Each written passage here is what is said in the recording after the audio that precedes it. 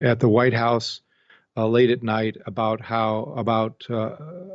voting rights for freed African American slaves, and supposedly at that point, uh, uh, Booth said that that's it. He was going to do him in. Um, but he hinted at this earlier at a meeting of some of his Confederates at a restaurant a month or two earlier, and they all made it clear they would have no part in murder. And most of them dropped out at that point when they realized that Booth was even thinking about shooting the president.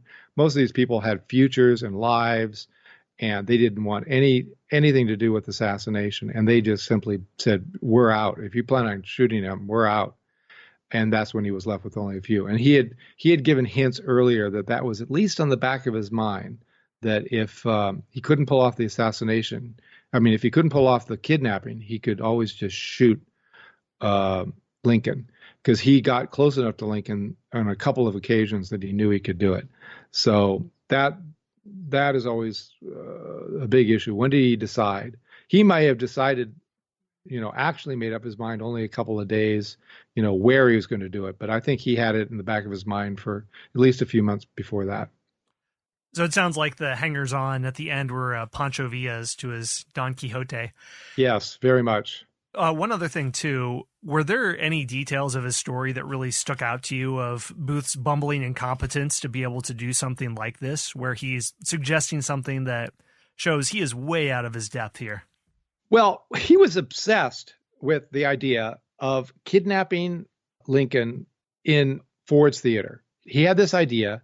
Ford's Theater, I think, was always his primary or favorite place to do it. I mean, they were considering it the last minute. They didn't know if where Lincoln was actually going to be, if he was going to be at the National Theater or if he was going to be at Ford's Theater. So, Booth was going to improvise, but his preferred place was Ford's Theater. He knew it very, very well. It was known as sympathetic to the Confederacy. The actors there and the people were considered Confederate sympathizers. So that was really what he preferred. And he had this idea, he had this fantasy that during a play, somebody could hit the gas lights and then they could jump Lincoln in the booth, because Lincoln often did go to the theater either by himself or just with one guest. And he had minimal security when he went to the theater, just police bodyguards. And I'll get to that in a second, why there wasn't any police bodyguards guarding Lincoln. And so it wasn't all that crazy that he'd be by himself. But then Booth thought, they could waylay Lincoln, bind him, somehow lift him down onto the stage and then out the back door of the theater and then be carried away in a carriage. But, because he just liked the idea of I think it was the actor in him, the idea of turning off all the lights and then kidnapping the president, and the lights come back on and he's gone. And it's just the drama of it without, thinking about that half the people in the audience were soldiers carrying guns. that never quite occurred to him, that it might not be very practical. And he asked a couple of different people if they would mind. There was this one actor in New York that he approached. Would you come to the theater and douse the gas lights for me? And this guy said, "Are you nuts? No way. That's the most ridiculous thing I've ever heard." And he absolutely refused. And Booth got testy with him and basically kind of threatened him and said, you better keep your mouth shut, and I've got a gun. And, he actually threatened the guy. But this was how insane he was, is he had these fantasies, and that was one of them, that they could kidnap Lincoln in the Ford's Theater and turn off the lights and then wheel him out. And then the lights would come back on and the president is gone. It's like a movie script, right? So he thought more like an actor than like an intelligence officer or intelligence agent. So. Yeah, another Zoolander similarity. Yes. Hey everyone, Scott here. One more brief word from our sponsors. This comes down to the main point that he was bumbling, he was ineffective, he had no idea what he was doing, but he succeeded. And I think that's why he can be so misanalyzed, because many could project onto him this intelligence, because since he was successful, ergo, he must have successfully put together a plan and must have been intelligent enough to do it, but he wasn't. So how on earth did he succeed? He succeeded because it was kind of a perfect combination of things happened that smoothed his way. First of all, Lincoln did have absolutely minimal security by modern standards. When he went to the theater, he was supposed to have police bodyguards. The police bodyguard assigned for that night was a guy named John Parker. He was a notorious drunk, and he left his station. He was supposed to be guarding the president, but once Lincoln was safely in the presidential box, he went to watch the play, and then he disappeared into the saloon, as did many of the people watching the play, and actually a lot of the actors as well. They would go to the saloon at every intermission. And John Parker disappeared into the night and didn't know Lincoln was assassinated until he showed up in the Metro Washington police station at midnight with a prostitute that he had under arrest. And he didn't even realize that the person he was supposed to be guarding had been shot. And inexplicably, this guy remained a presidential bodyguard for a couple more years until finally he was caught drunk on duty one too many times and was dismissed. So the security around Lincoln was extremely lax by our standards. During the day, when he went about, he was accompanied by a military escort, and they were capable, but he would go out to things like the theater with only a single bodyguard. And this one particular bodyguard just wasn't there. Also, Booth knew Ford's Theater like the back of his hand. He had acted on the stage. He had sat in the presidential booth box himself and watched plays. He was friends with everybody there. Everybody knew him. He was trusted. He could go anywhere he wanted. He had the run of the place. So he was able to succeed because of that combination of factors that everybody let him go wherever he wanted. He was that night, in fact, two other messengers had come to the presidential box right before and had been allowed in.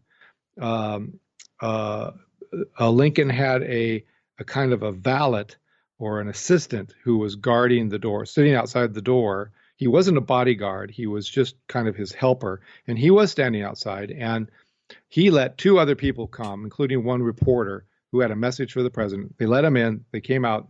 Nothing happened. So when Booth showed up, this fellow did challenge Booth and say, this presidential boxer, you're not allowed in.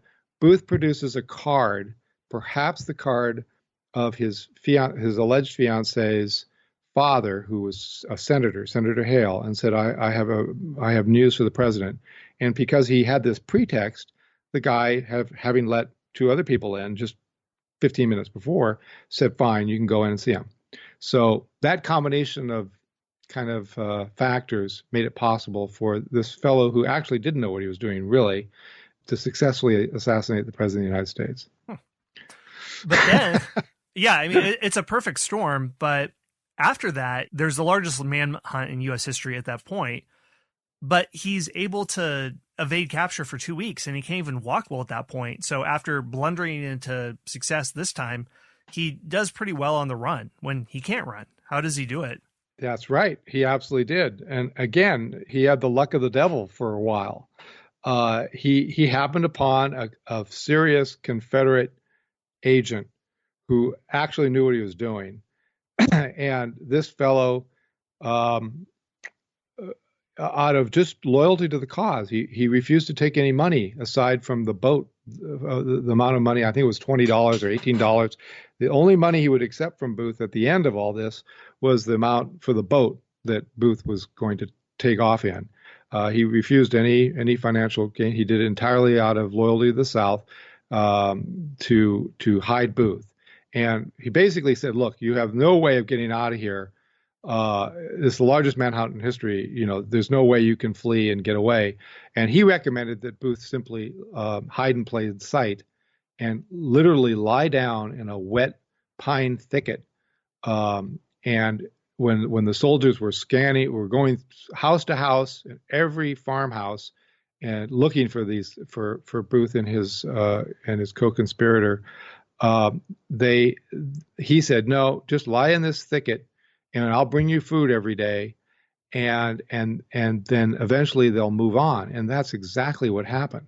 So Booth was cold and miserable, lying in this outdoors without a fire in this wooded thicket of trees while Confederate soldiers raced down roads searching for him and went to every farmhouse in the area. He would have been caught if he hadn't followed this guy's advice and just hid in plain sight for 2 weeks with his leg. And he couldn't walk by that point. He had his broken leg set, but it wasn't set very well, and he didn't have crutches or anything. He could barely walk. So he just went to ground and waited until the Union soldiers finally decided. They finally eventually got a report that was false, that he had been seen in Virginia, and so they left Maryland, and that's when he tried to get away by taking a boat across the Potomac. But that's the only reason he was able to stay at large for 2 weeks, because this guy hit him outdoors in a pine thicket. And then he's caught when he's going across on the boat. He wasn't caught on the boat. It took a couple of days before he could get caught. Again, they didn't know what they were doing. This guy gave him a boat, told him where to go. They had to cross the river and to a particular landing spot, and that they would find Confederate sympathizers there, which they did. It took them 2 nights to do that. The first time they ended up going up in the wrong direction.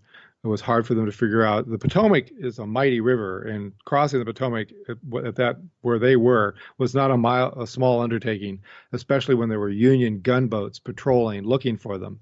So it was a big deal. But they finally made it on their second attempt, and then again it was sheer luck, because of that false report that they had been seen. A couple of detectives in Washington decided to get a posse up and head to this location where Booth had not actually been seen, but people looking like him had been seen. And by sheer luck, they actually ended up right on his trail and ended up tracking him down where he was hiding out in a barn of a family that took him in. And that's where he eventually was caught, was in this tobacco barn on the Garrett farm. And they tracked him down in a couple of days. These detectives finally tracked him down, even though the only reason they went on the initial scent was because of a false report. So that was sheer luck too. It was sheer luck that he was caught once he got away. Yeah, it's an interesting story. Yeah, he just bumbles from one mishap to mishap. He's an interesting figure. And before we wrap this up and think about what are the larger scale implications of your research, something else that you mention is that if we shift focus to Abraham Lincoln himself, that his final day on earth was one of the happiest of his life. And he famously struggled with depression, what they called melancholy back then. So how did you glean that from his writings, and why was he happy his final day? Everybody said so. The eyewitness reports. Lincoln was very depressive, just given the nature of his job. The country was at war. But what he had set out to do, which was to hold the Union together, to hold the country together, he succeeded in doing. And that day, they knew that for sure. That the day that he died, they knew that the war was won and that the Union was going to be held together. And for the first time in a long time, Lincoln started thinking about his own future, about his life after the presidency. He was ebullient. He combed his hair. Everybody talked about how good he looked. He was smiling. He was talking about how the war was over. He went out on a carriage ride with his wife, Mary Lincoln, and they talked about maybe making a trip to California, where so much was happening, and that he was going to open a law office. Maybe they could even make a trip to Palestine, and he could see Jerusalem. They were making plans. The war was ending at last. Lincoln had plans for broad amnesty for the South. He told all the soldiers if they would just lay down their arms, they could go back to their families in time. They could keep their horses for springtime planting. Grant told the Confederate officers they could keep their guns. Just promise not to shoot anymore, and you could just go home. So Lincoln was in an absolutely fantastic mood. And everybody who met him commented, "You look so much different, Mr. President. You look downright cheerful." And it really was the happiest day he'd had in many years. And I can honestly say Abraham Lincoln died a happy man. He didn't know what was about to hit him, and he was having the time of his life at Ford's Theater, enjoying just the sort of lowbrow comedies